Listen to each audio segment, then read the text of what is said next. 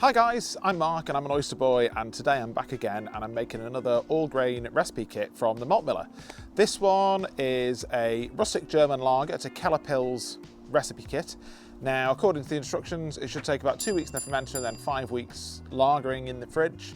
And we are around the end of May now, so we're looking probably like mid-July, end of July, before we're going to be drinking this one. So it's going to be nice and sunny outside. Hopefully the review footage will be me and Penny on a scorching hot day trying this beer. So it's going to be quite a long brew day today, and I'll talk you through that while we're going through the mash, and I'll give you a rundown of ingredients. But as always, what you get when you do buy a kit from the Malt Miller is you will get a big bag of grain. That can be either crushed or uncrushed, whatever your preference is. You will get your hops as well. This one comes with Pearl and Sars. And also with this kit, because it's a lager and you don't want to be under pitching, you get 2 packets of Saf Lager S189 lager yeast. So my water's already up to strike temperature, so I'm going to go and mash this in. And while I'm doing that, I'm going to talk you through the sort of the grain bill and also the mash schedule on this beer and the boil, because it's going to be a long day. So catch you soon. So as always with our brews, we're starting off with some RO water, and we've profiled this using the Keller Beer profile, which is built into the Grainfather app. The grain bill of this beer is mainly made up of Bohemian Pilsner malt from Weyermann, along with some Vienna and Keller Pils, and a little bit of biscuit malt in there as well. Like I said before, it's a long brew day on this beer. We are looking at a 52 degree for 10 minutes, 63 degrees for 40 minutes, 72 degrees for 20 minutes, and 78 degrees for 10 minutes. And then on top of that, you're piled up with a 90-minute boil. So make sure you strap yourself in for a long day brewing on this beer.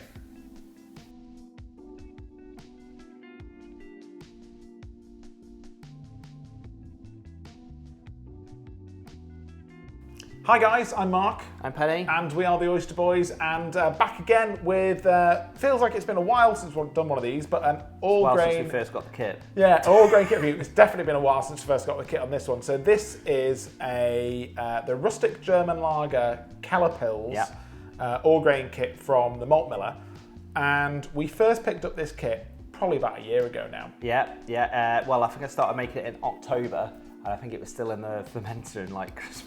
Yeah. So this kit, 2022. It takes a while to make. I mean, I think you actually gave it longer than it needed. But it's one of those where you're gonna make it, and then so it's 2 weeks to ferment it out pretty much. It's a lager yeast, so it's a bit of lower temperature, going to take a bit longer, and then you want to leave it like another 5 weeks. Before drinking it. So 7 weeks in total. I think you gave it like 12 weeks. I don't know how, but we kept getting the maths wrong. It was that long. It was like 9. But unfortunately though, when we tried it, you fucked it. So it tasted like a bunch of apples. Well, I think the fact that it had been left in the fermenter, and then obviously as it's been producing CO2, to protect it, and as that yeast has stopped fermenting and it's just been left there, and I think that CO2 has just dissipated and it just oxidised. Yeah, and even you're moving things around, and it's going to be... Moving things around, putting it in the keg, and then it just... Because this was before we were using pressure fermenters, so even the transfer... And thinking back, I remember we used to use this auto siphon, and there was something a bit wrong with it. I think it had a hole in it. There was a hole in it, so when you're pumping the beer through, you just see like bubbles. Possibly there might be smell of apples, and that'd be your fault. That would be my fault. Acetaldehyde, that's brewer's error, but we'll see. First one of the day. You do get that appley, that appliness. That's my fault. Yeah, and it was just like, oh man, and we probably had a couple of beers. Well, I definitely messed up a couple of beers from oxidized and stuff. We've been that's gone. Yeah, and that's gone. So now back in the real world, got some better fermenters, and we've made it again. So this is the Rustic German Lager Keller Pils kit from the Malt Miller. You obviously transferred it into a keg, and then I finished it off in my fridge. Yeah, I was struggling for some room. Which is easy to do, isn't it? So, but my point is you can transfer it in the keg and just let it to lager in there. Yeah, so it's been lagered in the keg really. Yeah.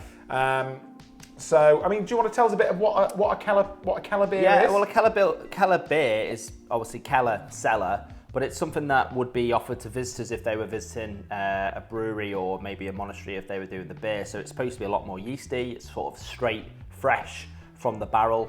It's typically a bit more bready, so you shouldn't really be getting the hotness that you might get from a regular Czech Pilsner, something like that. A bit more biscuity. So I know obviously in this there was a biscuit malt, there's Vienna, there's Keller Pils in it as well. Yeah. So it's definitely more on the malty side. Should we get this in the glass? Yeah, and see how so it we get it in looks? the glass. So it should, like I say, I mean, it's a strange one really because this has been obviously conditioned at what temperature? Fridge temp, isn't it? I've literally been talking to you and missed the glass and pulled it off and say.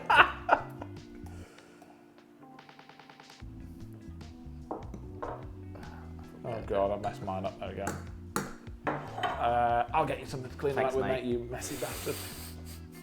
I would say it's surprisingly clear, but I think really most Keller beers that you'd get commercially would be in a... My glass clearly isn't clean either. Most Keller beers that you'd get commercially would be in a bottle with some like yeast at the bottom of the bottle, whereas this one's come off the keg, so it's like... Yeah, maybe I should give the keg a bit of a roll. Like I say, usually this would be fresh from there, I suppose, to the top of the barrel, so to speak. So, yeah. I mean, it is, it's clear, but... It's fairly crystal clear, mate, yeah. I mean, I reckon that. I can see the oyster logo right through it. Yeah, clearly, my glass isn't as clean as yours. I think mine's been through the dishwasher. Okay, That's why my head's going there. But yours, you know, we can take that as the example as how it should absolutely. look. So, I mean, the head's obviously it's not a clean white. It's probably getting a little bit of maybe from the Vienna malt or something like that. Yeah, a bit of a different shade. Doesn't look like the picture in the head. It doesn't. No, it's a bit more straw colour. Yeah, this is more ours golden a bit darker, but definitely not been oxidised because it can't have been. But yeah, I mean, so you're saying that apple taste wasn't supposed to be there? It's not supposed to be apple. No, That could be what it's missing. Might be, yeah. Looks wise, mate. I think it's a 9 out of 10 because it is, you know, pretty crystal clear. That nice bubbles rising up from the bottom, and your head looks better than mine, but that's my glass, nothing else. Yeah, I can't mark it down. Yeah, 9 out of 10. The head's nice. It's fine sticking around. Yours is non-existent. Yeah, well, I'll be, let's give it a sniff. You really get that nice biscuit aroma, actually. Yeah, it's really biscuity, isn't it? Yeah. You know what? This is going to sound weird, but it smells dry. Yeah. Like it. Yeah. There's no sweetness in the smell. Definitely it's no missing apple like in an the appley smell. It's missing the appley. Should have just kept yours, mate. Yeah. Could have aged it out. Yeah. No, it smells really nice. And like you say, you get a hint of the SARS. Yeah, but not a huge amount. You know, when you compare it to like a Czech Pilsner or something. Yeah. You're not getting that real sort of like hoppy kick in the face. Smells really good though. Yeah. I'm gonna give it, but it's not a smell that's making me think, oh yeah, I really want to drink this beer. But it's a pleasant smell. Yeah. It's nice. I'm gonna give it like a 7.5. You know. Yeah. I'm gonna give it a 7. I know people prefer round numbers, so. Should we try it? Not naming any names. Yeah. Should we give it a go? Cheers. Yeah. Cheers. Cheers.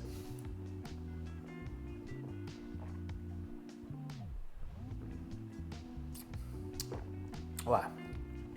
It's really full body, or medium body, should I say? Yeah. There's a lot of sweetness in it, a lot of biscuity.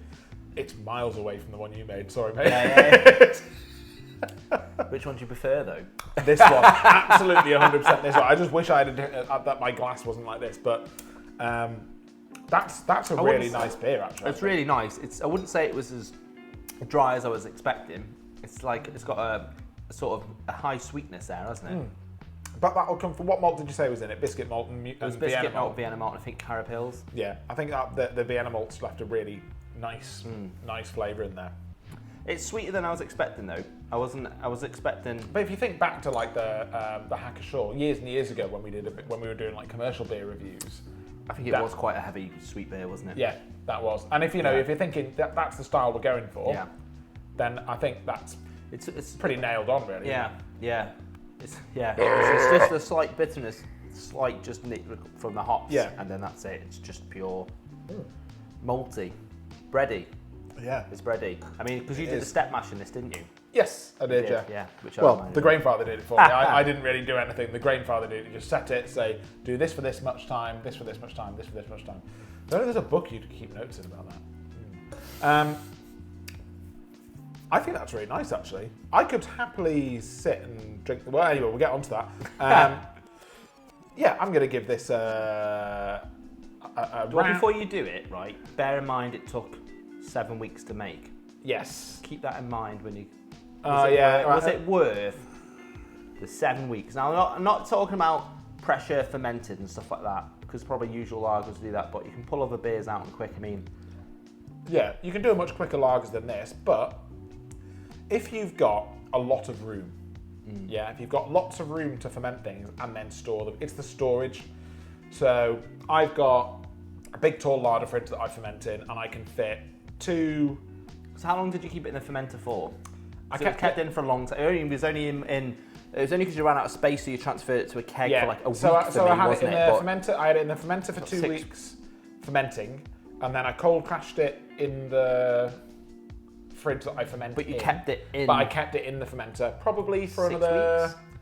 probably another 4 weeks in there or 3 weeks in there, and then and then I transferred it into a keg, and then you've had it for like 2 weeks. So yeah, because reality is supposed to keep it in the fermenter for the full 7 weeks. For the full 7 weeks. Yeah, but I kept it in the fermenter for 5, transferred it into a keg, and you kept it cold in the keg for 2. Yeah, I think it's a really nice beer, and like I say, if you've got the room to store it. So what I was saying was I've got a fridge that's big enough to do a fermenter and then a shelf and then another fermenter on top, and I can fit the Apollo and a Firmzilla in there, the all-rounder, at a push. I have to twist one onto its side. That's fine, but I've got another fridge and I can fit 2 really small cornies in it, the 10 litre ones.